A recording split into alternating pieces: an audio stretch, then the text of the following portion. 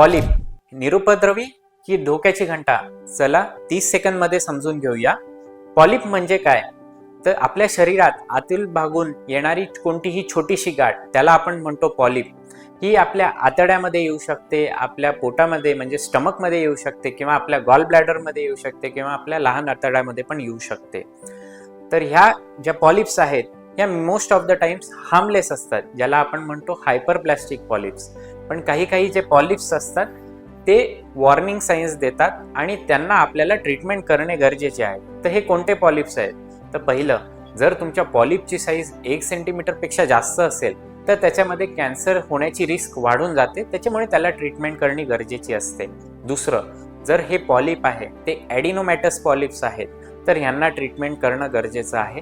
तिसरं, जर तुमचा पॉलिप याला सिरेटेड पॉलिप्स आहे तर ह्याच्यामध्ये देखील ट्रीटमेंट करणं गरजेचे आहे, कारण ह्यांच्यामध्ये कॅन्सर होण्याची रिस्क वाढून जाते. मोस्ट ऑफ द टाइम्स हे जे पॉलिप्स आहेत हे काही सिम्पटम्स देत नाही, त्याच्यामुळे हे जे आहे आपल्याला रेग्युलर स्क्रीनिंगनेच यांचं निदान होतं. तर जर तुम्हाला काही पॉलिप असतील तर तुम्हाला त्याची योग्य ट्रीटमेंट करून आपण स्वतःला कॅन्सरपासून वाचवू शकतो. थँक्यू.